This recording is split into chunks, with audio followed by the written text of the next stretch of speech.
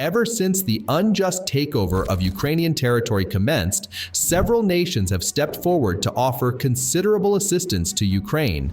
This support has proven indispensable in aiding Ukraine's resilience and gradual weakening of Russian forces. In a recent development, Ukraine has received further positive news, marking a significant advantage for them while spelling out a crisis for Russia. Norway has unveiled additional aid for Ukraine as a component of its previously declared multi-year support initiative.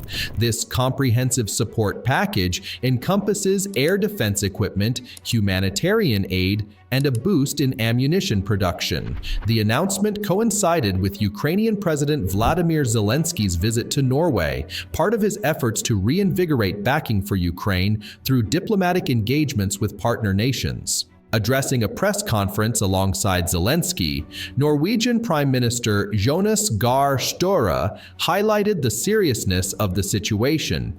The urgency of his words was underscored by the morning's breaking news of Ukraine being targeted by Russian missiles.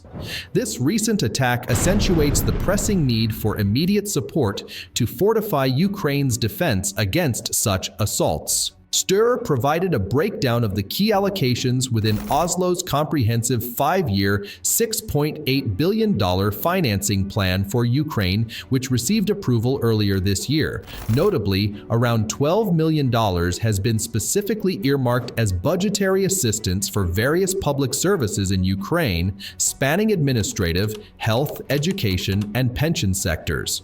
Additionally, Norway is committed to delivering $273 million in budget support in the early months of the upcoming year through the Ukraine Relief, Recovery, Reconstruction, and Reform Trust Fund, URF, under the auspices of the World Bank. Beyond financial assistance, Norway has committed to providing additional NASAM air defense equipment valued at $30.5 million.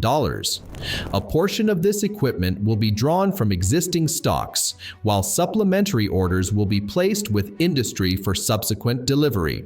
Now, as Kyiv inches towards receiving F-16 jets from NATO members, Joe Biden and Volodymyr Zelensky discussed training of Ukrainian pilots on Thursday. The imperative nature of this decision was emphasized by Norway's Defense Minister Børge Brende, who underscored the critical importance of reinforcing air defenses, particularly in anticipation of potential Russian attacks during the winter months. Russian forces are actively working to push Ukrainian troops in the eastern and southern front lines. With the Ukrainian offensive slowing down, Russia aims to push westward into Ukraine. You see, Russia is stockpiling these weapons for the winter attacks on Ukraine. They already have a substantial cache of weapons to draw upon for an expected winter attack on Ukraine. A substantial allocation exceeding $91 million has been designated to enhance Norway's production of ammunition and missiles, aligning with the European Union's ASAP plan aimed at replenishing Ukraine's depleted stockpiles. Furthermore, an additional $12.5 million is allocated to bolster the UN's winter response plan for Ukraine. This funding will contribute to providing essential supplies, including food, water, warm clothing, blankets, and shelter for those affected, particularly crucial during the harsh winter months. Closing his statement, Støre highlighted that Ukraine is now facing its third winter since the large-scale invasion by Russia. Acknowledging the ongoing threat of Russian attacks, Støre emphasized Norway's heightened commitment to military support aimed at safeguarding Ukrainian cities against potential offensives.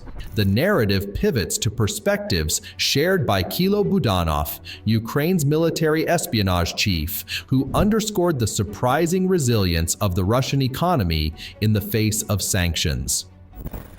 Budanov passionately urged the Western nations to persist in their military support for Ukraine, cautioning against succumbing to weariness over the prolonged conflict. He stressed that the prevailing fatigue should not result in the discontinuation of support, asserting the crucial need for targeted sanctions against Russia's primary economic sectors and the entire financial system to compel a shift in Kremlin behavior. Delving into the complexities of the conflict, Budanov addressed the myriad challenges confronting both sides. These challenges encompassed static front lines, widespread deployment of attack drones, and an unparalleled density of minefields. Even amidst indications of weariness, Budanov stressed the pivotal role of continuous Western support for Kyiv in navigating and overcoming these challenges. Concluding the narrative, the text refers to the statement made by Colonel General Alexander Støre, the commander of the ground forces of the armed forces of Ukraine. Støre conveyed his assurance that the Russian army's offensive would ultimately falter, underscoring the repeated setbacks in accomplishing their designated objectives. Despite this confidence, he acknowledged the persistent advancement of the enemy in various directions, raising apprehensions about potential new offensives on the horizon. The governor of the Belgorod region, situated on Russia's border with Ukraine, shed light on the challenges confronting the area in the aftermath of recent shelling from Kiev. The toll of casualties and the extensive destruction of cities, exemplified by Mariupol, is profoundly distressing.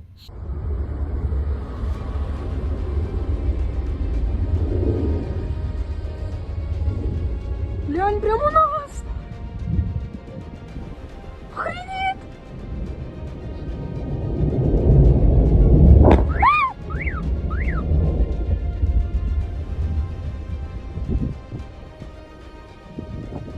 Твою мать! Despite evacuation efforts, residents are cautioned to exercise precautions, including measures like taping windows to mitigate the risk of glass breakage in the face of ongoing tensions and potential threats. The narrative underscores the enduring challenges faced by Ukraine, the international community's response through aid initiatives, the resilience displayed by both Ukrainian and Russian forces, and the crucial significance of sustained support from the global community in navigating this complex and evolving conflict.